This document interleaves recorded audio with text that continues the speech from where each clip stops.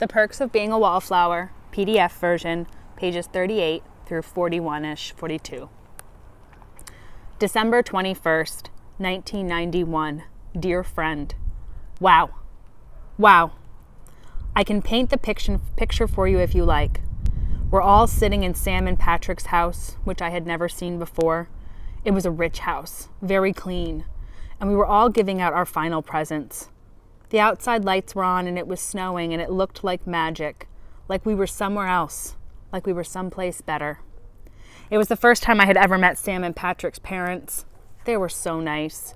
Sam's mom is very pretty and tells great jokes. Sam said she used to be an actress when she was younger. Patrick's dad is very tall and has a great handshake. He is also a very good cook. A lot of parents make you feel very awkward when you meet them, but not Sam and Patrick's. They were friendly all through dinner, and when dinner was over, they just left so we could have our party. They didn't even check on us or anything, not once. They just let us pretend it was our house. So we decided to have the party in the games room, which had no games but a great rug. When I revealed that I was Patrick's Secret Santa, everyone laughed because everyone knew, and Patrick did his best impersonation of being surprised, which was nice of him. Then everyone asked what my last gift was, and I told them it was a poem I read a long time ago. It was a poem that Michael made a copy of for me, and I have read it 1,000 times since because I don't know who wrote it. I don't know if it was ever in a book or a class, and I don't know how old the person was, but I know that I want to know him or her. I want to know that this person is okay. So everyone asked me to stand up and read the poem, and I wasn't shy because we were trying to act like grown-ups and we drank brandy. And I was warm. I'm still a little warm. I have to tell you this. So I stood up just before I read the poem, and I asked everybody if they knew who wrote it to please tell me. When I was done reading the poem, everyone was quiet, a very sad quiet. But the amazing thing was that it wasn't that bad at all. It was just something that made everyone look around at each other and know that they were there. Sam and Patrick looked at me, and I looked at them, and I think they knew. Not anything specific, really. They just knew. And I think that's all you can ever ask from a friend. That's when Patrick put on the second side of the tape I made for him and poured everyone another glass of brandy. I guess we all looked a little silly drinking it, but we didn't feel silly. I can tell you that. As the songs keep playing, Mary Elizabeth stood up, but she wasn't holding a suit coat. It turns out she wasn't my Secret Santa at all. She was the Secret Santa of the other girl with the tattoo and belly button ring whose name is Alice. She gave her some black nail polish that Alice had her eye on, and Alice was very grateful. I just sat there looking around the room, looking for the suit coat. Sam came up next, and she gave Bob a handcrafted Native American marijuana pipe, which seemed appropriate. More people gave more gifts, and more hugs were exchanged. And finally, it came to the end, and no one was left except for Patrick. And then he stood up and walked into the kitchen. Does anybody want any chips? Everyone did. Then he came out with 3 tubes of Pringles and a suit coat. And he walked up to me and he said all the great writers used to wear suits all the time. So I put on the suit even though I didn't feel like I really deserved it because all I write are essays for Bill. But it was such a nice present and everyone clapped their hands anyway. Sam and Patrick both agreed I looked handsome. Mary Elizabeth smiled. I think it was the first time in my life I ever felt like I looked good. Do you know what I mean? That nice feeling when you look in the mirror and your hair is right for the first time in your life. I don't think we should base so much on weight and muscles and a good hair day, but when it happens, it's nice. It really is. The rest of the evening was very special.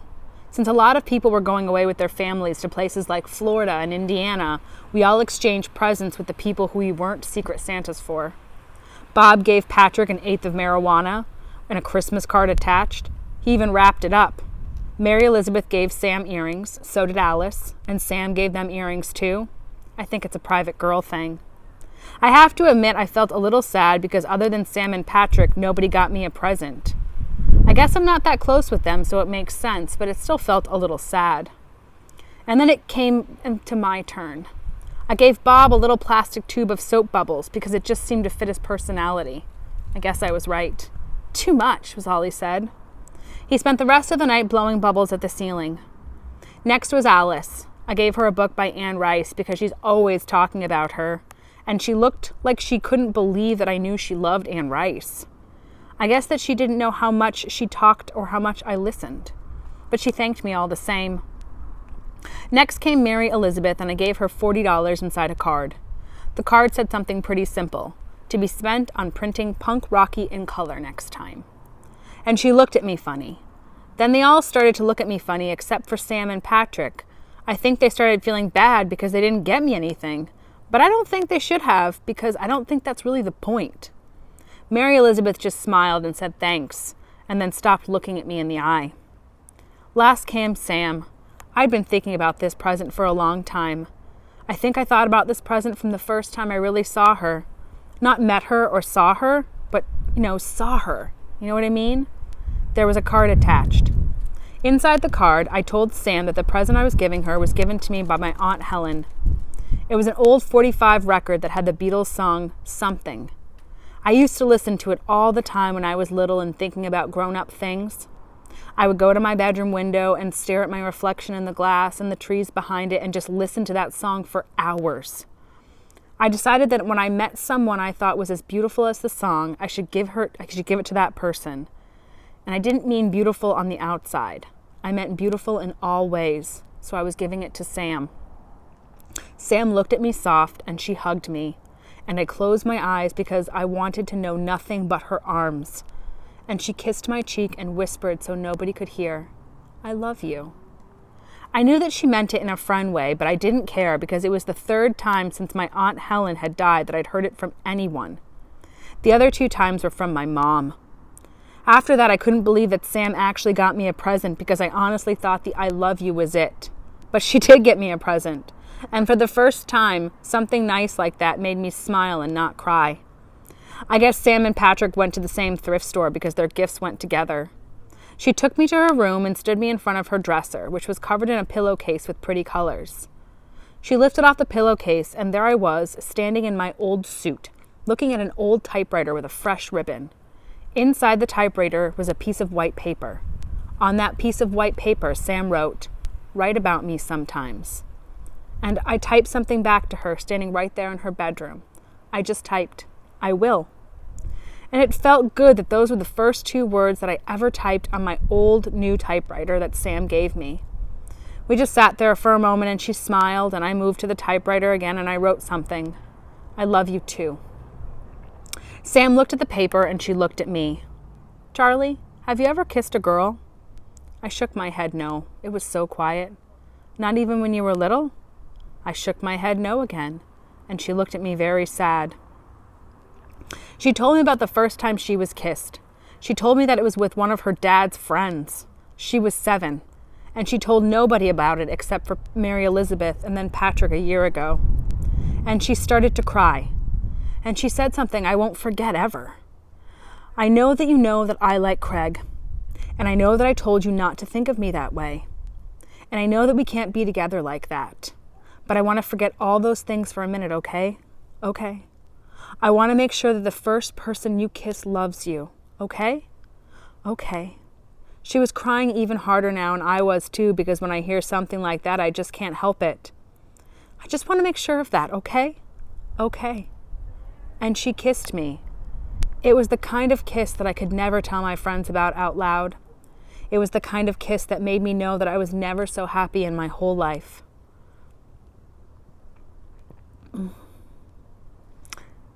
And then here's the poem that I read at the party. Once on a yellow piece of paper with green lines, he wrote a poem and he called it Chops, because that was the name of his dog, and that's what it was all about. And his teacher gave him an A and a gold star, and his mother hung it on the kitchen door and read it to his aunts. That was the year that Father Tracy took all the kids to the zoo, and he let them sing on the bus, and his little sister was born with tiny toenails and no hair, and his mother and father kissed a lot, and the girl around the corner sent him a valentine with a row of X's, and he asked his father what the X's meant, and his father always tucked him into bed at night, and was always there to do it.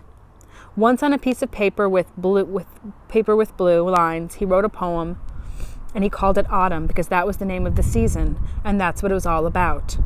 And his teacher gave him an A and asked him to write more clearly. And his mother never hung it on the kitchen door because of its new paint. And the kids told him that Father Tracy smoked cigars and left butts on the pews, and sometimes they would burn holes. And that was the year his sister got glasses with thick lenses and black frames. And the girl around the corner laughed when he asked her to go see Santa Claus. And the kids told him why his mother and father kissed a lot. And his father never tucked him into bed at night. And his father got mad when he cried and asked for him to do it. Once on a piece of paper torn for his notebook, he wrote a poem and called it Innocence, a Question, because that was the question about his girl, and that's what it was all about. And his professor gave him an A and a strange, steady look. And his mother never hung it on the kitchen door because he never showed her that. That was the year that Father Tracy died, and he forgot the end of Apostles' Creed went, and he caught his sister making out on the back porch. And his mother and father never kissed or even talked. And the girl around the corner wore too much makeup that made him cough when he kissed her, but he kissed her anyway because that was the thing to do. And at 3 a.m. he tucked himself into bed, his father snoring loudly. And that's why on the back of a brown paper bag he tried another poem.